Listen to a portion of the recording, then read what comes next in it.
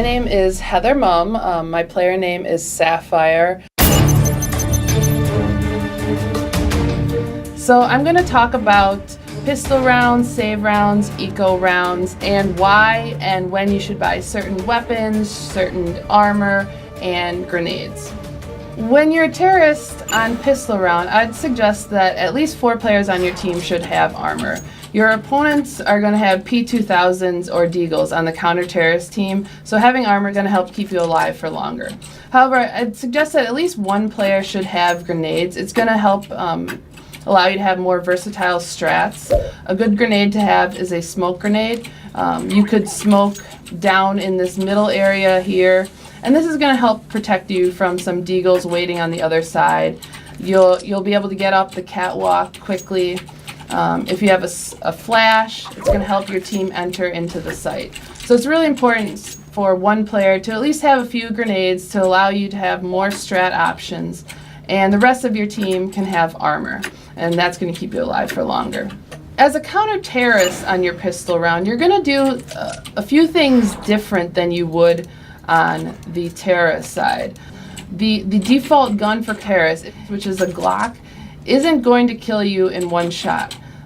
Therefore, you really don't need armor. It's more important to have grenades. For example, if you're at the long A here, a quick grenade into this tunnel area is going to stop a rush, and it's going to allow your team extra time to rotate. Or if the terrorists are rushing up the catwalk here, a flash is going to slow them down. It's going to allow your teammates from over at the B-bomb site to rotate. It's also great to have a kit, because pistol rounds can come down to really close 1v1 situations. You're not going to have much time to defuse. It's very important to have a kit. Both counter-terrorists and terrorists in Counter-Strike Go, there's the dual Berettas.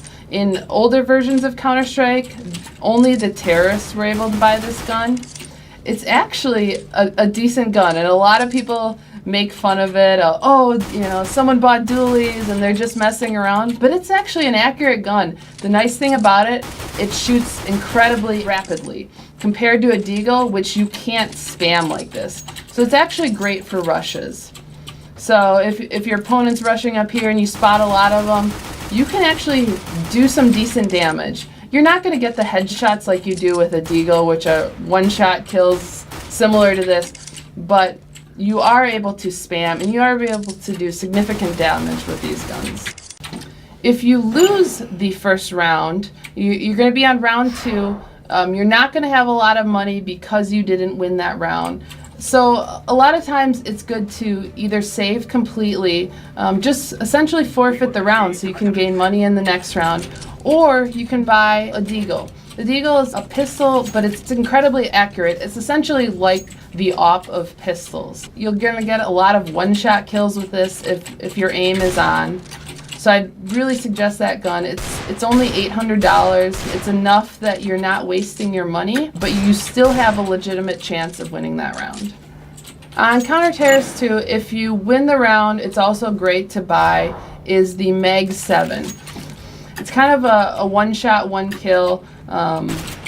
You're going to want to be close up to the players. It's not great at long range. It shoots multiple bullets at a time, as you can see here.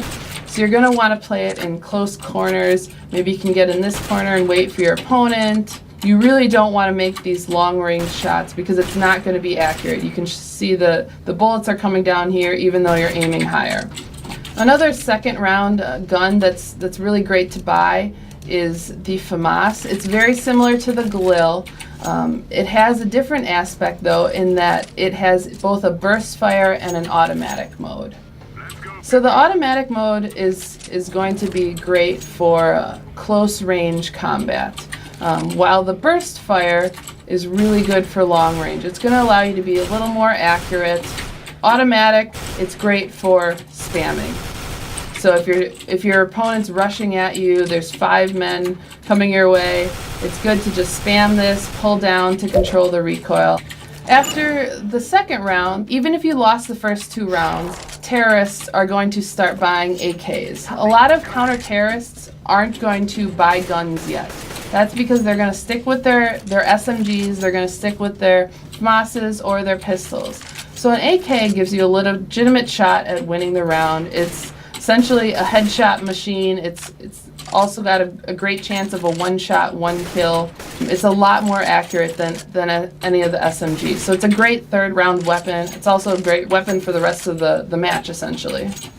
The last thing I'll say about the economy system is when you're getting into gun rounds, which is usually round 3 and beyond, when both teams have a weapon, the AWP is a fantastic gun. It's incredibly accurate. It's great for long-range combat. It has a single scope and a dual scope. However, when you do get a kill with it, it's only $50 per kill, and it's also one of the most expensive guns.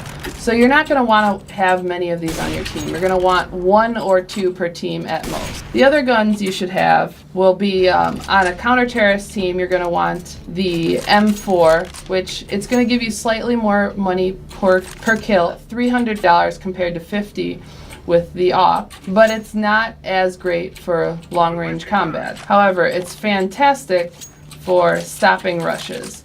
So if your opponent is rushing into the B-bomb site here, you can just strafe over, spray them down, or you can also do a tap maneuver. So by tapping, you're going to be a little more accurate than you would spraying, because you can control the recoil.